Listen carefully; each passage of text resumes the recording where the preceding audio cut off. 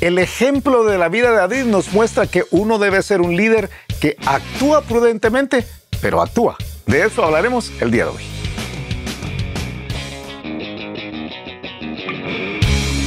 El reto de hoy. Acompáñanos en esta conversación dinámica para entender mejor cómo vivir nuestras vidas a la manera de Dios. Y toma el desafío para llevarlo a la práctica en tu vida diaria, aceptando el reto de hoy. Hola, ¿qué tal? ¿Cómo están? Somos Julio e Iván Contreras y te mandamos un súper abrazo desde el reto de hoy, de este día. Día lunes. Lunes, qué bueno estar acá nuevamente después de un fin de semana interesante.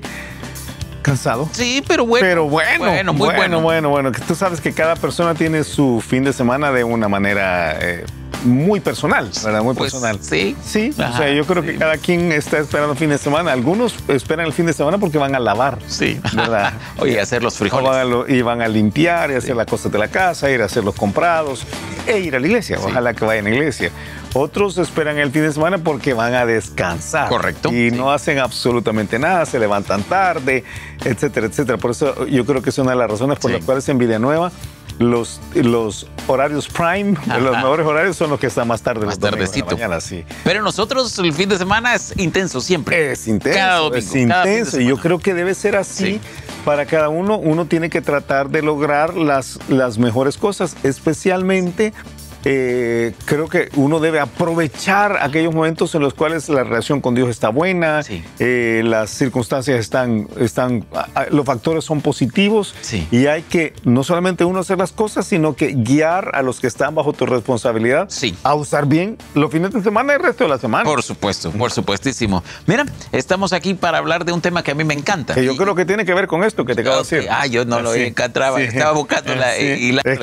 Claro, uno tiene que ser el líder que lleva a otros a tomar las decisiones correctas y actuar de la forma de vida. Y vamos a hablar esta semana de los rasgos de un líder inspirador. Así se llama la serie. Casualmente. Sí. Vamos a hablar de David en su mejor momento. David, ¿tú sabes? El rey David, el que llegó a ser el rey David. El rey David, ¿verdad? Que algunos están viendo, algunos están leyendo la Biblia y pasando por 1 y 2 Samuel, otros están viendo la serie en Prime Video. Pero el rey David tiene varias fases en su vida. Tiene una fase pre-rey. Bueno, tiene una fase pre-llamado, preunción, en la cual tenía una relación con Dios. O sea, antes de la cual tenemos poca información, pero alguna significativa. Bueno, él dice, yo peleaba con los lobos y con el oso y con el león, ¿verdad? Yo cuidaba las ovejas de mi papá y mi papá no me veía como la mejor pieza del universo, pero yo estaba ahí. Hay una fase post-unción, pero antes de ser rey, ¿verdad? En la cual él le gana a Goliat. Y entonces se va a trabajar a palacio, ¿verdad? Le ofrecen ahí una pasantía y él dice que sí, que está bien, y entonces llega ahí y rapidito se gana la animadversión del rey y se gana el amor de aquellos que le siguen. Tremendo. Sabes que en ese proceso, que es mucho de lo que vamos a ver, que es su mejor momento espiritualmente dentro de lo que vemos en la Biblia. En ese momento él gana el corazón del pueblo. Él gana el corazón del pueblo, pero no solo del pueblo, gana el corazón del hijo del rey. Jonatán. O sea que ese es su defensor desde el palacio. Gana el corazón de la hija del rey, de Mical, porque llega a ser su esposa. Y el mismo rey, que es poderoso, le tiene temor. Eso es lo que dice. Tiene temor porque veía que la gente lo quería mucho. Yo creo que esas virtudes que tenía David en ese tiempo, en esa fase de la vida, son cosas que uno tiene que apreciar. Creo que uno debe atesorar y debe tener cuidado, quizás el viernes lo vamos a decir, que se pueden perder. Claro. Porque David tiene unas fases posteriores en las cuales no está tan bien como en las primeras fases. Totalmente. De hecho, de ahí de 2 Samuel 12 en adelante, todo se derrumbó dentro de ti, dentro de mí. Ahora, antes de que entremos a ver este pasaje, yo quiero decir, para algunos que están puestos en liderazgo, ahora estoy hablando del jefe, del pastor, del líder de ministerio, etcétera, etcétera, etcétera. Hay algunos que tienen la posición, pero no inspiran, no motivan, sino que simplemente ejercen una posición y a veces se van quedando sin gente porque no son buenos en estas cualidades que vamos a ver. Bien haremos si aprendemos y estamos dispuestos a cambiar. Algunos líderes están dentro de la casa. Claro. Es el papá, la mamá, a veces el hermano mayor, que deben de aprender estos rasgos que vamos a ver esta semana. Sí, yo creo que uno tiene que tener muchísimo cuidado por lo que estás diciendo. Creo que uno tiene que tratar de apropiarse de los rasgos de alguna manera. Y ninguno como David para enseñarnos. Sí. Vamos a 1 Samuel 18. Okay. Y podríamos ir a un montón de pasajes. 1 Samuel 17, él ha peleado con Goliat. 1 Samuel 18 ya firmó la pasantía, ¿verdad? Tremendo.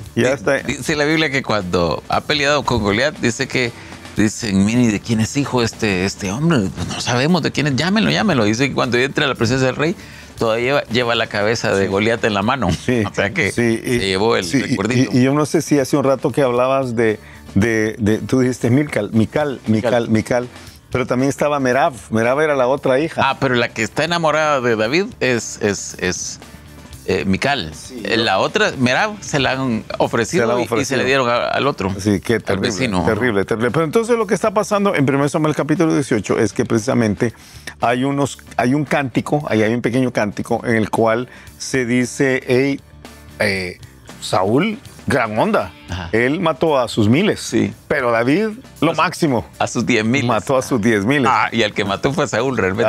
Ahí uno dice tremendo, porque todo lo que viene en ese pasaje es complicado. Sí. Es complicado porque inmediatamente el alma de Saúl queda amargado en contra, o amargada en contra de David, ¿verdad? Y es tremendo, tremendo. Yo te dije que el pasaje que íbamos a ver estaba en 1 Samuel 18, pero creo que no es 1 Samuel 18, fíjate. 23. Yo creo que es 1 Samuel, no, el pasaje es 1 Samuel 16. Ok. Sí, creo que es 16. Porque hay muchas cualidades. Tú dijiste, vamos a ver unas 4 o 5, quizás esta semana, pero realmente de ese periodo de la vida de David, uno podría sacar 10 cualidades que son muy evidentes. Dice, bueno, en 1 Samuel 16 y 18, cuando se describe a David, dice, entonces uno de los criados respondió diciendo, aquí yo he visto a un hijo de Isaí de Belén que sabe tocar. Y no está hablando de fútbol, exactamente. Y es valiente y vigoroso y hombre de guerra, prudente en sus palabras y hermoso. Ajá. Y Jehová estaba con él. Algunos ya quedaron descalificados. Bueno, nosotros dos para comenzar, ¿verdad?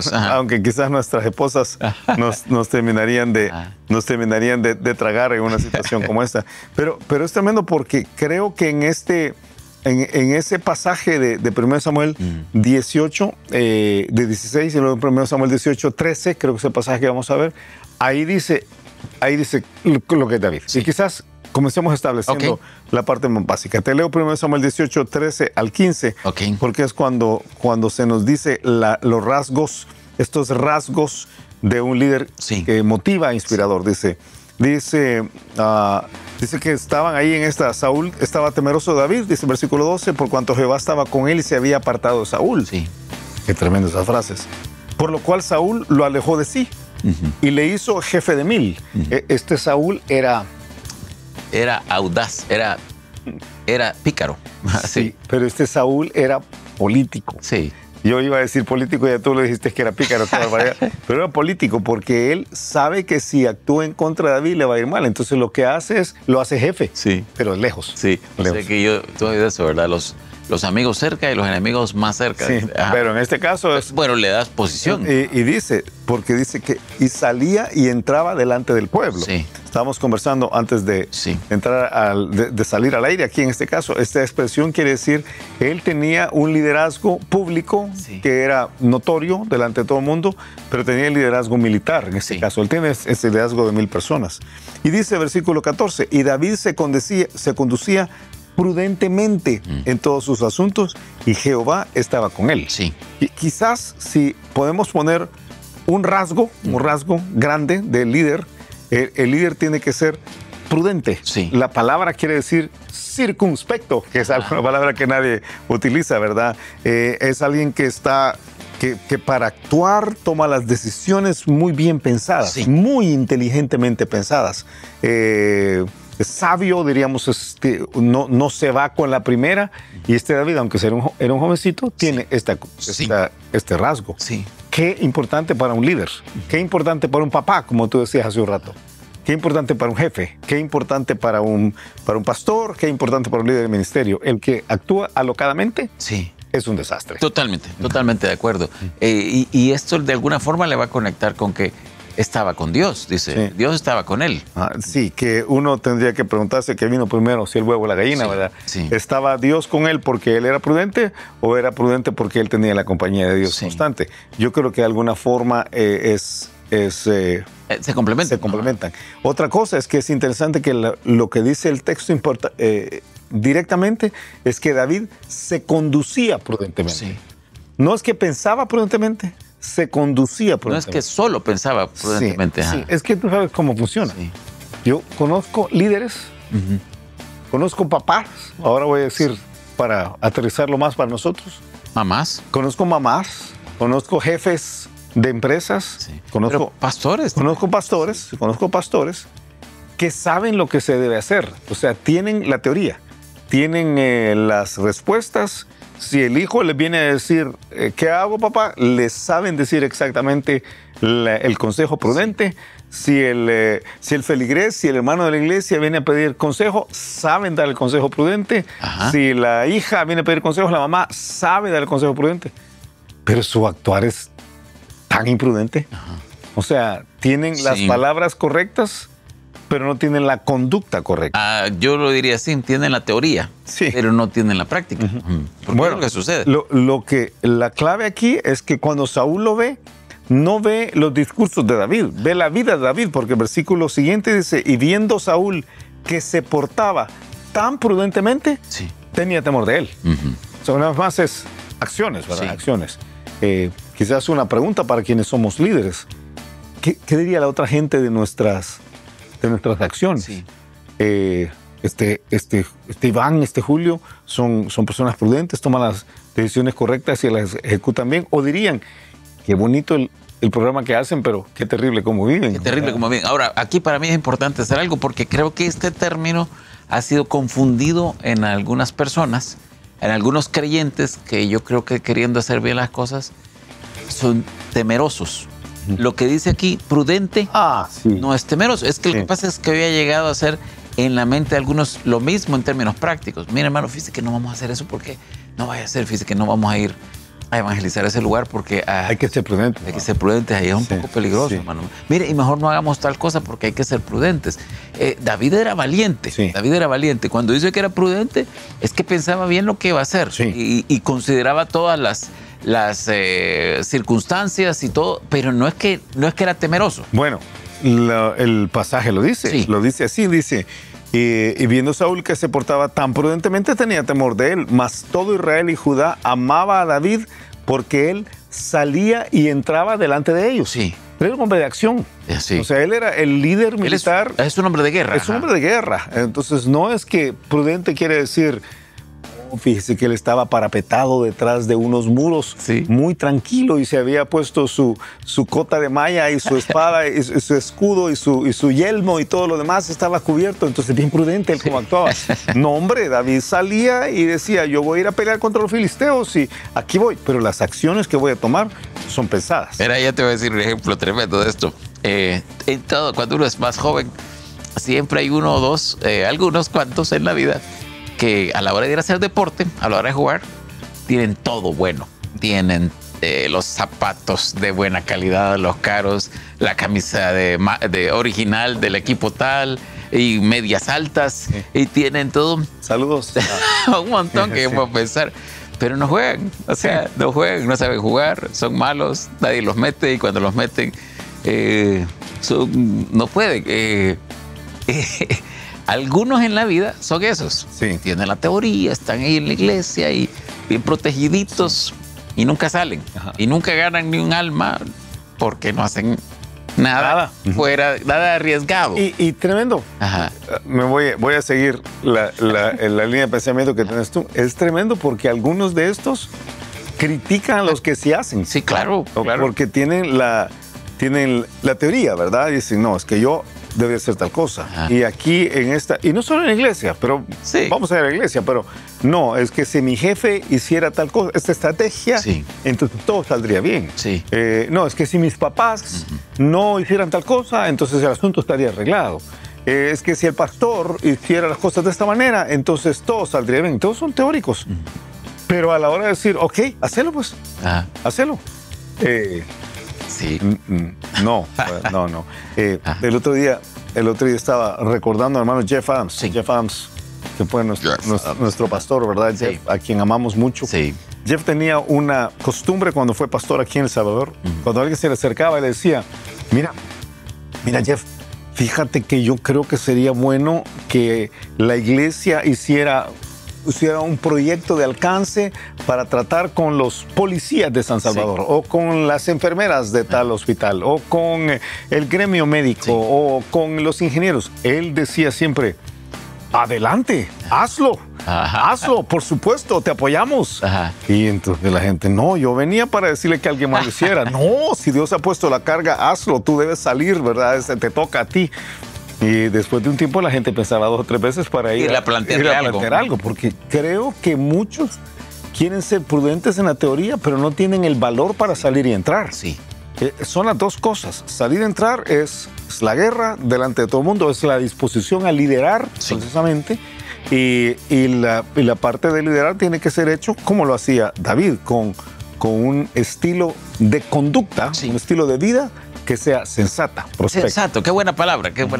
No es temor, es sensatez, es considerar todas las cosas. De hecho, algo que va a describir en estos pasajes es cómo Saúl le ataca tremendamente y él nunca le reacciona como hubiera reaccionado la mayoría. Porque todo esto que estamos diciendo, alguien podría decir, quien es así, todo le va a ir bien. Y la respuesta es no. No. No. De acuerdo. No. Quien es así a veces va a despertar la envidia de los demás. Es Salomón el que dice que toda excelencia de buenas obras lo que hace es producir la envidia de los demás. Y lo que viene aquí es que Saúl, que es un mal líder, si nosotros hemos llamado a esta serie rasgos de un líder inspirador, podríamos hacer una sobre Saúl que se llamara rasgos de un mal líder desesperanzador o desanimador, no sé cómo decirlo. Pero Saúl, muy celoso, ¿verdad? Muy inseguro. Él dice, a este tenemos que ver cómo nos lo sacamos de encima. Peor que se ha ganado a mi hijo. Peor que se ha ganado a mi hija. No. Hay que ver cómo lo matamos. ¿Y cómo lo matamos? Porque llega a agarrar una lanza y se la tira a... Bueno, no se la tira, lo que trata de enclavar. Sí, pero hay un momentito que toma una lanza y literalmente se la lanza a Jonatán. De donde Jonatán dice... Dedujo que Saúl quería matar a su hijo, a su amigo. Y entonces uno dice, sí, buena deducción. No se necesita ser Sherlock Holmes para hacerlo. Es tremendo. Creo que lo que vamos a ver el resto de la semana es precisamente cómo David conserva, o voy a decir, ejecuta estos rasgos prudentes, este estilo de vida circunspecto, estas decisiones correctas en la forma de vivir, la forma de actuar en su desarrollo de liderazgo. Creo que lo vamos a aprender para nosotros. Va a ser muy bueno, creo yo, para nuestro liderazgo, pero va a ser muy bueno también para aquellos que Dios les ha dado una posición de liderazgo en la vida. Tiempo. Escuchamos el reto de hoy. El reto de hoy es entender que si de verdad queremos ser los líderes que Dios nos ha pedido que sea, en la posición que estemos jugando, en la circunstancia que estemos jugando, tener la teoría no es suficiente. Hay un momentito en el cual debemos llevar la práctica de esa teoría a una conducta sabia, prudente, circunspecta, es lo que la palabra correcta que se usa ahí, en la cual cada uno de nosotros debe no solamente tomar las decisiones, sino ejecutarlas a la manera de Dios. Esto no quiere decir que vamos a vivir una vida tan prudente, entre comillas, que no actuamos. Es todo lo contrario. El líder debe tomar el toro por los cuernos y actuar de la forma más correcta, pero con la prudencia absoluta que le pide el ser papá, o el ser jefe, o el ser pastor, o el ser líder de ministerio. Para eso nos ha llamado Dios. Me encanta.